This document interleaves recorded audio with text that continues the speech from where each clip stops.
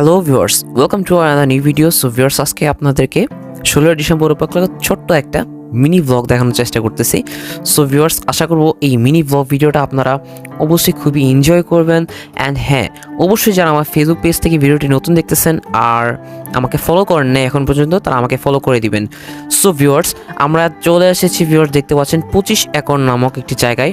এটা হচ্ছে ভিউয়ার্স বেনাপোল স্থলবন্দরের একটি এরিয়া, রেস্ট্রিক্টেড এলাকা। সো ভিউয়ার্স, এখানে এসে হচ্ছে ভিউয়ার্স আমি খুব সুন্দর একটা কোয়ালিটি টাইম স্পেন্ড করছি।